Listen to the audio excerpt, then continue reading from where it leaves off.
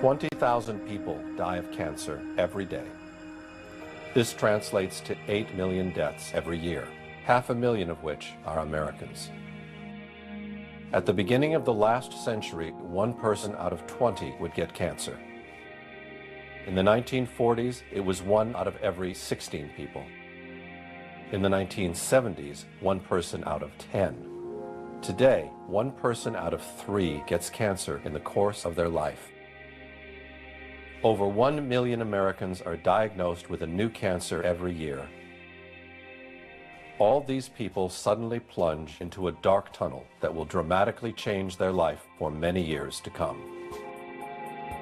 Faced with an apparently endless chain of medical tests, examinations, second opinions, medications, new tests, surgical operations, support therapies, and follow-up checks, they find themselves at the complete mercy of the disease. While in that tunnel, each patient feeds an immense medical apparatus that employs hundreds of thousands of people and generates millions and millions of dollars for the medical and pharmaceutical industries. From research laboratories to medical schools, from prevention clinics to worldwide drug sales. Today, the cancer medical apparatus is so large and expensive that it needs its patients in order to survive just as much as the patients need the apparatus. Cancer is a big business, one of the biggest businesses. The typical cancer patient spends at least $50,000 to treat his or her disease. With 1 million new American cancer patients every year, that translates to $50 billion annually spent on cancer treatment in the United States. But to modern oncology, cancer still remains a mystery. What a century ago were just wooden contraptions, able to lift only a few feet off the ground, today have become sophisticated jets, capable of reaching incredible heights at 3 times the speed of sound. What a century ago was the creaking sound of the telegraph over some rustling wires, today has become a global network of fiber optics, where millions of people exchange information in all possible directions. What a century ago was still a relatively unknown planet, today has been lit by day and night, and it has been explored to the extent that we can visit it in every longitude and latitude from the comfort of our home. The only thing that has not changed in the last 100 years is the apparent incapacity of medical science to understand and conquer a disease like cancer. Why? The official theory maintains that cancer is a problem that originates in the human cell. Cancer is a group of over 100 diseases characterized by abnormal, uncontrolled cell growth. Cancer is a sometimes fatal disease caused by the abnormal growth and division of cells. While normal cells have well-defined walls and nuclei, the uncontrolled growth in cancer cells causes the creation of abnormal, unstructured masses of tissue, known as neoplasms or tumors. Most cancer-related deaths are due to metastasis, malignant cells that penetrate into the circulatory system and establish colonies in other parts of the body. How and where the migrating cells stop is different for different cancer types. Once the tumor cells are no longer moving, they can begin the process of forming a new tumor by leaving the blood vessel and beginning to reproduce in the new location. If the new environment is suitable, the newly arrived cell will begin to grow and a new tumor will develop. This official theory, also called molecular theory, is basically the same that was formulated more than 50 years ago. Cancer begins as a departure from normal cell growth that is harmful and unceasing. If the abnormal cells grow slowly in a limited area, they are called benign tumors. If the cells are spread to other parts of the body, they constitute a malignant tumor, one that is cancerous. Cells of malignant growths break off and travel through the bloodstream to other parts of the body. There, they may start new cancerous growths. In the last 50 years, the search for the cause of cancer within the human cell has been pushed beyond the limits of anyone's imagination. Today, the most advanced laboratories are working directly on the human genome in order to identify the genes that seem to be responsible, according to some scientists, for the different kinds of cancer. This opens the door to a dreamlike scenario for the pharmaceutical industry. A world where each patient would need its own personal cure, tailored to its own personal needs. 1 million new patients every year, 1 million new cures for each and every one of them. What we want to do is we want to match the disease with the cure or palliative treatment, whatever it is, by using the genomic tools. And that's really what the whole cancer world is now going to be about for a very long time. The question of whether we're going to break the cure barrier is not the question about if, it's a question about when. In the meantime, however, no one has been able to prove that the official theory is the correct one, and that the origin of cancer is in fact of genetic nature. Major advances are being made in the detection, prevention, and treatment of cancer. But the mechanisms that trigger malignant cell growth are still not completely understood. In the meantime, statistics seem only to get worse. We've lost the war on cancer. Since the 1950s, the outlook for most cancer patients has remained the same, a 1 in 3 chance of living for 5 years after diagnosis using conventional therapies, surgery, radiation, chemotherapy, drugs. The fact is that today, 2 out of 3 American cancer patients will be dead before 5 years. Despite such dismal results, official oncology continues to impose on patients the only 3 therapies that have ever been authorized in the last 100 years: surgery, chemotherapy, and radiotherapy. And 2 of the 3 are actually carcinogenic.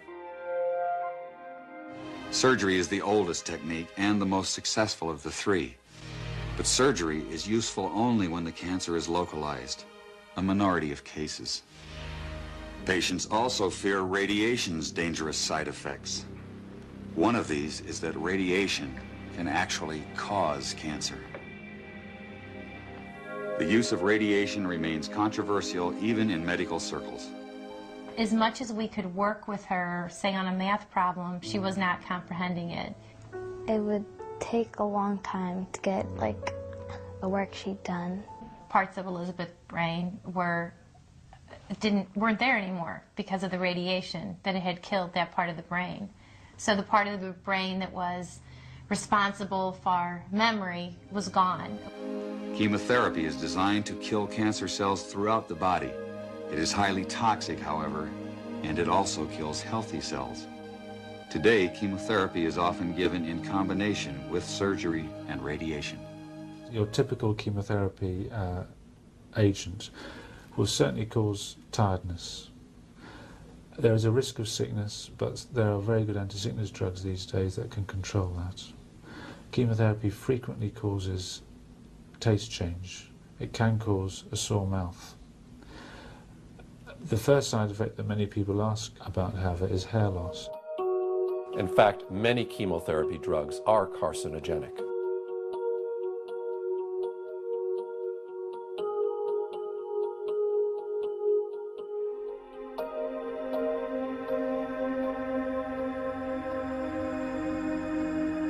Their toxicity is so high that all personnel handling them must observe very strict safety rules. Their disposal calls for total destruction and incineration of anything that comes in contact with them. Some of these drugs remain partially toxic even after incineration beyond 1800 degrees Fahrenheit. But there is something new about chemotherapy that's been emerging of late. Many women who undergo chemotherapy for breast cancer describe unsettling changes to their memory and concentration. Researchers at the University of Michigan Comprehensive Cancer Center say this phenomenon is very real. Women have complained of cognitive changes that have occurred during the time that they've been treated for breast cancer for a long time now. And the term chemobrain has been coined, and this is used to describe loss of concentration, difficulty remembering things, having difficulty thinking clearly, and not being able to function effectively in normal activities that the person was able to do perfectly well before they had treatment. Simple little things. I'd have to wait to think of something, and it would be frustrating. X is red, C is green. Researchers say the chemotherapy creates memory problems that can last for years. Children are also beginning to report long-term effects of chemotherapy drugs. Things like my homework, like, let's say, like math homework. When it's real noisy, I can't focus. And it just makes me feel like my mind's being erased. But is there any benefit in chemotherapy? John Cairns of Harvard University published a study in Scientific American. He found that chemotherapy drugs benefit at most 5%, 1 out of 20 of the cancer patients they're given to. If conventional therapy has such limited results, why isn't the medical profession willing to investigate alternative approaches?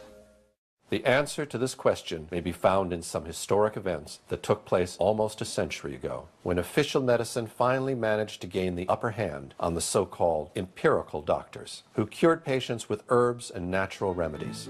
In the 1800s, society sanctioned both approaches to healing. Patients had a choice of using either doctors, called allopaths, or natural healers, called empirics or homeopaths. The two groups waged a bitter philosophical debate. The allopathic doctors called their approach heroic medicine. They believed the physician must aggressively drive disease from the body. They based their practice on what they considered scientific theory. The allopaths used 3 main techniques. They bled the body to drain out the bad humors. They gave huge doses of toxic minerals like mercury and lead to displace the original disease. They also used surgery, but it was a brutal procedure before anesthesia and infection control. Few patients were willing to have surgery. Most patients feared allopathic methods altogether. Satirists of the day remarked that with allopathic treatment, the patient died of the cure. Competing with the doctors were the empiric healers. Contrary to the doctors, they believed in stimulating the body's own defenses to heal itself. Instead of poisonous minerals, they used vegetable products and non-toxic substances in small quantities. They especially favored herbs, learned from Native American and old European traditions. The empirics said they based their remedies not on theory, but on observation and experience. Satirists of the day added that with empiric treatment, the patient died of the disease, not the cure. And the balance of medical power remained equal until the turn of the century. Then, new medical treatments emerged that were potentially very profitable. The AMA joined with strong financial forces to transform medicine into an industry. The fortunes of Carnegie, Morgan, and Rockefeller financed surgery, radiation, and synthetic drugs. They were to become the economic foundations of the new medical economy. The takeover of the medical industry was accomplished by the takeover of the medical schools. Well, the people that we're talking about, Rockefeller and Carnegie in particular, came to the picture and said, we will put up money. They offered tremendous amounts of money to the schools that would agree to cooperate with them. The donors said to the schools, we're giving you all this money. Now, would it be too much to ask if we could put some of our people on your board of directors to see that our money is being spent wisely? Almost overnight, all of the major universities received large grants from these sources and also accepted 1, 2, or 3 of these people that I mentioned on their board of directors, and the schools literally were taken over by the financial interests that put up the money. Now, what happened as a result of that is that the schools did receive an infusion of money. They were able to build new buildings. They were able to add expensive equipment to their laboratories. They were able to hire top-notch teachers. But at the same time as doing that, they skewed the whole thing in the direction of pharmaceutical drugs. That was the efficiency in philanthropy. The doctors from that point forward in history would be taught pharmaceutical drugs. All of the great teaching institutions in America were captured by the pharmaceutical interests in this fashion, and it's amazing how little money it really took to do it. Surgery became viable with anesthesia and infection control, and doctors advocated expensive, radical operations. These in turn produced the need for a large, lucrative hospital system. Radium fever swept medicine. The price of radium rose 1,000% almost overnight. Another costly technological industry entered the hospital system. A drug industry grew out of the booming patent medicine business. The doctors changed educational standards and licensing regulations to exclude the empirics. Soon, only AMA-approved doctors could legally practice medicine. In a brief 20 years, the AMA came to dominate medical practice. Organized Medicine launched a media campaign to associate the empirics with quacks. The code word for competition was quackery. So now the average doctor goes through school, he gets a great education, he has to be really smart to get through it, he learns all about drugs, he doesn't know too much about basic nutrition. I found that the average wife of these physicians knows more about nutrition than he does, but they sure know their drugs. And if you go to your typical doctor today, I don't care what it is, chances are you're going to walk out of there with a prescription. Why? Because that's what he has been trained to do. The companies that make up the pharmaceutical industry are among the largest corporations in the world. Together, these businesses have come to be known as Big Pharma. In 2004, their combined global sales were over $500 billion, with Pfizer and Johnson & Johnson leading the pack. In the U.S., the core of Big Pharma's immense profits is from sales of prescription medication. And since these drugs can only be prescribed by medical professionals, most of the industry's promotional and marketing activities are directed at doctors, pharmacists, and other healthcare providers. This starts out at the first day of medical school, and in many medical schools, even the incoming students that, are 2 years away from seeing a patient will start to get gifts from the pharmaceutical industry. And as these students get farther along in their medical education, the interactions and the gifts escalate to free lunches, to dinners. Champagne, brunches, happy hours, New York jet tickets. No matter where you spend the money, you make money. And my boss always told me, don't worry about it. There'll always be more funding. Spend what you can. In fact, if I give you $100,000 to spend, Gene, I want you to spend $200,000. Before 1980, most clinical research was funded by the National Institutes of Health. During the 90s, most of that research got pulled out of universities and was brought to for-profit research organizations. The problem is that gave virtual complete control over the research to the drug companies. They could design the studies. They have control of data so that many of the authors of the most important articles published in our best journals aren't even allowed to see their own data. They don't get free access to their own data. And they have control over publication. To sum it all up, the pharmaceutical industry first gained control of the teaching system. Then it gave the AMA the power to exclude all other doctors from practicing. Then it took over the entire drug testing process, while heavily influencing the medical publications that reviewed those drugs. And finally, Big Pharma extended its control over the federal entity that is supposed to verify those drugs' safety and efficacy. At the opposite end are the sick citizens, and in the middle are the doctors who must cure them based on information they can only get from the pharmaceutical industry, which can no longer be verified. Chemotherapy drugs are in fact among the most expensive of all. A 1-month supply of erlotinib, a chemotherapy drug produced by Roche, cost $2,300. The same supply of sorafenib, Bayer's chemotherapy drug, costs $5,500. The monthly supply of sunitinib, a chemotherapy drug produced by Pfizer, cost almost $7,000. The drug industry is the most successful global industry in the world. What they don't want you to do is get better, because if you get better, their market's gone.